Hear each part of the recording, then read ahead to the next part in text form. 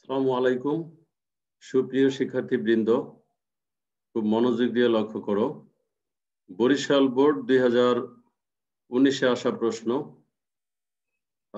উদ্দীপকটা খুব ভালোভাবে লক্ষ্য করতে হবে। আমরা দেখতেই পাচ্ছি যে উদ্দীপকে আসলে কি বলা আছে। PQRS এটা একটা বস্তু যেটা তরলের ভেতরে নিমজ্জিত করা আছে। তো তরলের উপরিতল থেকে এই বস্তুটার উপর পর্যন্ত যে উচ্চতা সেটা হচ্ছে h1। আর তরলের উপরিতল থেকে বস্তুর তলদেশ পর্যন্ত যে উচ্চতা সেটা হচ্ছে h2। আর যে বস্তুটা সেই বস্তুর নিজস্ব উচ্চতা হচ্ছে h। তো পাশে মানগুলো দেয়া আছে। h এর মান হচ্ছে 1 মিটার। তার মানে h হচ্ছে PQ, হ্যাঁ, অর্থাৎ বস্তুটা ঠিক যতটুকু ততটুকুর দৈর্ঘ্য হচ্ছে 1 মিটার। আর h2 হচ্ছে একদম উপর থেকে আম পানির পানির উপরিতল থেকে বস্তুটির তলদেশ পর্যন্ত, যেটা হচ্ছে 1.5 মিটার। তাহলে এটা 1.5 মিটার আর এটা হচ্ছে 1 মিটার। তো ইচ্ছে করলে এই দুইটা থেকে বাদ দিলে আবার আমরা ইচ্ছে করলে এখানে h1 এর মানটা বের করতে পারবো কত সেটা। তো যাই হোক, আর কিছু তথ্য এখানে দেওয়া আছে। তো আমার এখানে বলছে সিলিন্ডারের উপরের পৃষ্ঠ উপরের পৃষ্ঠে তরল কর্তৃক নিম্নমুখী বল কত। আচ্ছা, তাহলে সিলিন্ডারের উপরের পৃষ্ঠে তরল কর্তৃক প্রযুক্ত বল। তাহলে সিলিন্ডারের উপরের পৃষ্ঠ মানে আমরা যদি সেটা একটু আইডেন্টিফাই করতে চাই যে কোন বিন্দুতে বলছে, তাহলে অবশ্যই সেটা কিন্তু এই বিন্দুতে চলে আসবে। এটা হচ্ছে এই বিন্দুতে। তাহলে এই বিন্দুতে যদি আমাকে বলের মান বের করতে বলে, তাহলে আমি তো বল সমান ইকুয়েশনটা জানি যে F সমান P ডিভাইডেড বাই A। সুতরাং P সমান F ডিভাইডেড বাই A। তাহলে F সমান হচ্ছে P ইন্টু A বলের মান। আর P সমান আমরা যেটা জানি সেটা হচ্ছে P সমান হচ্ছে রো জি এইচ। তো রোটা তো এখানে লেখা যাচ্ছে না, তাই আমি রো জি এইচ এভাবে বুঝাইলাম, ইন্টু হচ্ছে A। তার মানে আমাকে এভাবে হিসাব করতে হবে। তাহলে এই যে এইচ এর ব্যাপারটা, আসলে এইচ মানে হবে এখানে h1। কারণ উপরিতল যেহেতু, উপর থেকে এই পর্যন্ত গভীরতা হচ্ছে h1। আর h1 এর মান আমাকে কিভাবে বের করতে হবে?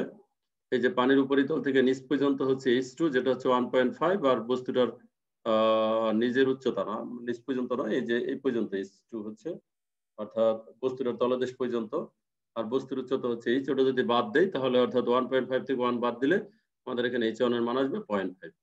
তো এতটুকু জানলে আশা করি আমার এই প্রশ্নের উত্তরটা একেবারেই সহজ হয়ে গেল। তো শেষে যে প্রশ্নটা, বস্তুটির উপর পানি যে ঊর্ধ্বমুখী লব্ধি বল প্রয়োগ করে তা বস্তু কর্তৃক অপসারিত পানির ওজনের সমান, গাণিতিকভাবে বিশ্লেষণ করো।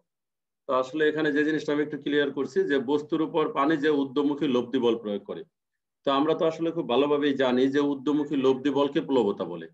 ঊর্ধ্বমুখী লব্ধি বলকে প্লবতা বলে, তার মানে হচ্ছে প্লবতা। তা বস্তু কর্তৃক অপসারিত পানির ওজনের সমান, অর্থাৎ সেটা হচ্ছে বস্তু দ্বারা অপসারিত পানির ওজনের সমান। আর এই বস্তু দ্বারা অপসারিত পানির ওজন মানে হচ্ছে আমরা জানি আসলে প্লবতা। তো ঊর্ধ্বমুখী লব্ধি বল হচ্ছে প্লবতা। আর এই বস্তু কর্তৃক অপসারিত তরলের ওজন মানে হচ্ছে হারানো ওজন। তার মানে ওই যে হারানো ওজন সমান প্লবতা, যে কনসেপ্ট, ওই কনসেপ্টটা এখানে একটু ক্লিয়ার করতে বলছে। কিন্তু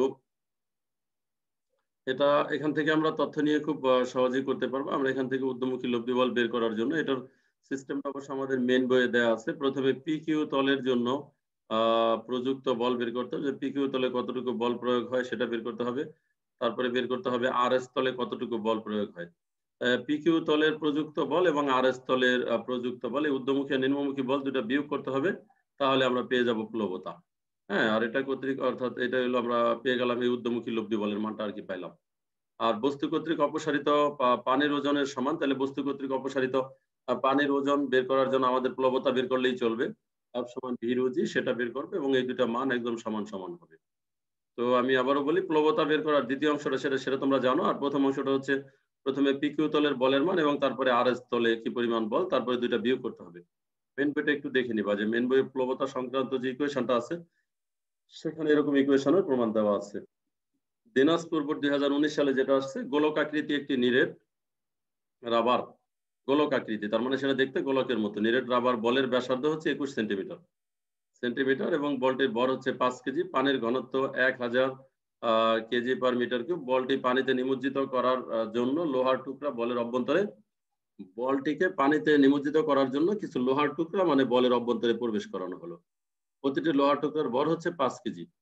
তো রাবারের বলটির ঘনত্ব বের করো। তাহলে রাবারের বলটির ঘনত্ব বের করার জন্য রাবারের বলটির ভর দরকার 5 কেজি, আর ওটার আয়তন দরকার। আয়তনের জন্য যেহেতু গোলক আকৃতির, তাই আমরা 4/3 পাই আর কিউব। গোলকের আয়তন হচ্ছে 4/3 পাই আর কিউব। আর এর জায়গায় 21 সেন্টিমিটার বসাই দিব, তাহলে আমরা এটার আয়তনটা পেয়ে যাব। আর ভর হচ্ছে 5 কিলোগ্রাম। সো আমরা বলতেই পারি যে ঘনত্ব রো সমান m ডিভাইডেড বাই v। এই সূত্রের মাধ্যমে আমরা ঘনত্ব বের করব, এই উত্তরটা মিলবে। 10টি লোহার টুকরা বলের অভ্যন্তরে প্রবেশ করালে বলটি পানিতে ডুববে কিনা। আচ্ছা, 10টি বলের টুকরা যদি লোহার এর ভিতরে আমরা প্রবেশ করাই, তো অলরেডি তো আমরা গোলকাকৃতি নিরেট রাবারের বলের লোহার টুকরা, আচ্ছা বলের ব্যাপারটা তো আমরা অলরেডি জেনেই গেছি যে বলের আয়তন কত। তো এখন বলের গোলকাকৃতি একটি নিরেট রাবারের বলের ব্যাসার্ধ হচ্ছে এত। 10টি টুকরা লোহার 10টি লোহার টুকরা বলের অভ্যন্তরে প্রবেশ করানো হলে প্রতিটি লোহার টুকরার ভর হচ্ছে 5 কিলোগ্রাম। নিরেট সিলিন্ডার 5,000। তো এখন যেটা বলা হয়েছে যে 10টি লোহার টুকরা বলের অভ্যন্তরে যদি প্রবেশ করানো হয়, তো 10টি লোহার টুকরা যদি বলের অভ্যন্তরে প্রবেশ করানো হয়, তাহলে ভিতরে প্রবেশ করলে তার আয়তন কিন্তু আগের সমানই থাকবে। তার মানে আগে যে আয়তন বের করছিলাম ঠিক আয়তনটাই থাকবে, কিন্তু 10টি লোহার টুকরা প্রবেশ করানোর জন্য প্রতিটি লোহার টুকরার ভর হচ্ছে 5 কেজি। তাহলে 10টির জন্য ভর হবে 5 10 50 কেজি। 50 কেজি ভর হবে। আর বলের নিজের ওজন হচ্ছে 5 কেজি, তার মানে টোটাল হবে 55 কেজি। তাহলে টোটাল হবে 55 কেজি, আর তার আয়তন তো আগেরটাই থাকবে। এর মাধ্যমে আমাকে এখানে ঘনত্বের মানটা বের করতে হবে এবং দেখতে হবে ঘনত্ব কত হয়। যে বের করে দেখানো আছে 1417। হ্যাঁ, তার মানে হচ্ছে আসলে ডুবে যাবে। এর কারণ হলো পানির ঘনত্ব হচ্ছে 1000 আর ওটার ঘনত্ব হচ্ছে 1417, তাহলে ডুবে যাবে। হ্যাঁ, আবারও বলছি 10টি লোহার টুকরার জন্য একটি লোহার টুকরার ভর হচ্ছে 5 কেজি, তাহলে 10টি লোহার টুকরার ভর 55 5 10 50 কেজি। আর আমরা যেটা দেখতে পাচ্ছি যে বলটির ভর হচ্ছে 5 কেজি, তাহলে মোট ভর হচ্ছে 50 আর 5 অর্থাৎ 55 কেজি। মোট ভর হচ্ছে 55 কেজি। এই 55 কেজি ভর নিব, কিন্তু আয়তন থাকবে আগেরটাই। এর সাহায্যে আমরা ঘনত্ব বের করবো, তো সেটা 1417 হবে। তার মানে ডুবে যাবে যেহেতু 1000 এর চাইতে বেশি। আচ্ছা, ঢাকা বোর্ড 2020 এর প্রশ্নটা একটু দেখি। একটি ইটের দৈর্ঘ্য, প্রস্থ এবং উচ্চতা। দৈর্ঘ্য হচ্ছে 25, প্রস্থ 12 এবং উচ্চতা 6 সেন্টিমিটার। ইটটির ভর হচ্ছে 2.25 কেজি। পানির ঘনত্ব 1000 আর জি হচ্ছে এত। ইটটি ভূপৃষ্ঠে সর্বোচ্চ কত চাপ প্রয়োগ করবে?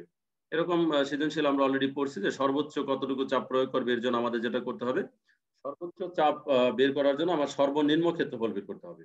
ইটের সর্বনিম্ন পৃষ্ঠের ক্ষেত্রফল। তাহলে ইটটির সর্বনিম্ন পৃষ্ঠের ক্ষেত্রফল বের করতে গেলে যেহেতু 3টি মেজারমেন্ট, একটি হচ্ছে 25, একটি 12 আর একটা হচ্ছে 6, তার মানে সেক্ষেত্রে আমাকে এই 12 আর 6 এই দুইটা, অর্থাৎ দৈর্ঘ্য ধরতে হবে 12, প্রস্থ ধরতে হবে 6। তার মানে আমাকে বের করতে হবে সর্বনিম্ন ক্ষেত্রফল। তাহলে সর্বনিম্ন ক্ষেত্রফল 12 × 6 সেন্টিমিটার স্কয়ার, সেটাকে মিটার স্কয়ার বানাতে হবে। তারপরে চাপ পি সমান এফ ডিভাইডেড বাই এ। এখন এফ এর মান কত? এফ সমান হচ্ছে mg। এই যে 2.25 কিলোগ্রাম আছে, 2.25 কিলোগ্রাম, এটাকে আমরা এফ সমান mg দিয়ে এখান থেকে আমরা আর কি বলের মানটা বের করব। তাহলে আমরা ইটটি ভূপৃষ্ঠে সর্বোচ্চ কত চাপ প্রয়োগ করবে তা নির্ণয় করতে পারবো। ইটটির সাথে সম আয়তনের এবং 400 কেজি পার মিটার কিউব ঘনত্বের একটি কাঠের টুকরা জোড়া লাগাতে হবে। এবার ইটের সাথে আরেকটি কাঠের টুকরা জোড়া লাগাবো, কিন্তু ইটের আয়তন যত কাঠের টুকরার আয়তন ঠিক তত। তাহলে আমাকে আগে এর জন্য ইটের আয়তনটা বের করতে হবে, তারপর কাঠের টুকরার আয়তন তত। তো দুইটা মিলে, তার মানে দুইটা একসাথে যখন জোড়া লাগাবো তখন আয়তনটা হবে ইটের আয়তনের ডাবল। আর 400 কেজি পার মিটার কিউব ঘনত্বের একটি কাঠের টুকরা জোড়া লাগাইলাম, তার মানে এত ঘনত্বের একটি কাঠের টুকরা, তাহলে কাঠের টুকরার ঘনত্ব হচ্ছে এত 400 কেজি পার মিটার কিউব। তো এই ঘনত্ব থেকে আমরা এটার ভরটা আবার দেখবো যে কাঠের টুকরার ভর হয় কত।